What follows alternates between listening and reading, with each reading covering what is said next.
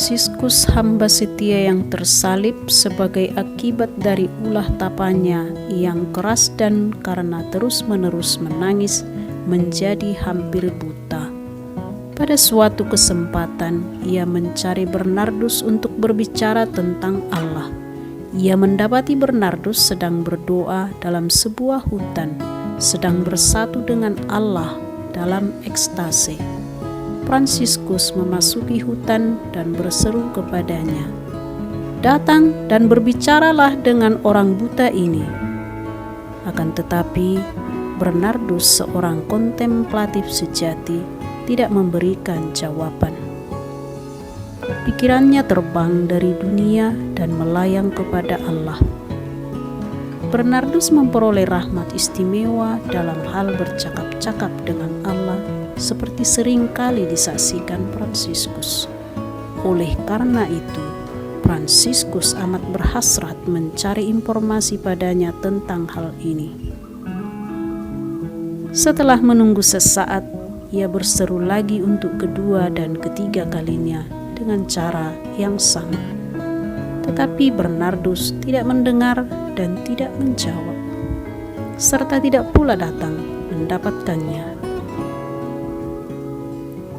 Maka Fransiskus pun pergi dengan cemas, heran, dan amat sedih karena Bernardus tidak datang mendapatkannya, walaupun ia telah memanggilnya 3 kali. Sambil berjalan, kepalanya dipenuhi dengan pikiran mengapa Bernardus tidak datang kepadanya. Setelah agak jauh, ia berkata kepada sahabat yang menyertainya, "Tunggulah saya di sini." Ia lalu pergi ke suatu tempat terlindung dekat situ. Di sana ia mulai berdoa dan menanyai Allah mengapa Bernardus tidak menjawabnya. Sementara ia berdoa, berkatalah Allah, "Orang kecil yang dina, mengapa engkau begitu cemas? Haruskah seseorang meninggalkan Allah untuk suatu makhluk? Ketika kau panggil, Bernardus sedang menyatu denganku. Karena itu, ia tidak mendapatkan atau menjawab engkau. Jangan terkejut bahwa ia tidak dapat menjawab karena dia sedemikian tenggelam dalam roh sampai ia tidak mendengar apa-apa." Ketika Fransiskus mendengar ini, ia bergegas kembali ke tempat Bernardus dengan amat berduka hati, mendakwa dirinya sebagai yang paling hina di depan Bernardus karena pikiran-pikiran keliru yang dibiarkannya menghinggapi dirinya. Ketika Bernardus melihat dia mendekat, ia bergegas menjumpainya dan merebahkan diri di kakinya. Fransiskus memohon agar dia bangkit. Lalu Fransiskus dengan amat rendah hati mengakukan pikiran-pikiran serta kecemasannya dan menceritakan bagaimana Allah telah menjawab doanya. Dia mengakhiri dengan berkata, "Aku memerintahkan kepadamu demi ketaatan yang suci agar engkau melaksanakan apa yang kukatakan kepadamu." Bernardus khawatir kalau Fransiskus memerintahkan sesuatu yang luar biasa seperti sering dilakukannya. Karena itu, ia berusaha untuk mengelak dari ketaatan yang suci ini dengan cara yang jujur dan berkata, "Saya bersedia mentaati engkau jika engkau juga mau berjanji untuk melaksanakan apa saja yang saya perintahkan."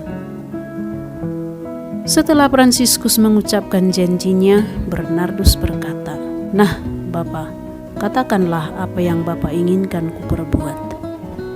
Fransiskus menjawab, "Aku memerintahkan kepadamu demi ketaatan suci, letakkan kakimu yang satu pada leherku dan yang lainnya pada mulutku.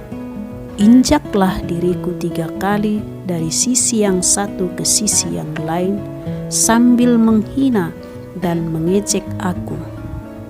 Katakan, lihatlah dia yang terbaring di situ, anak budukan dari Pietro Bernardone.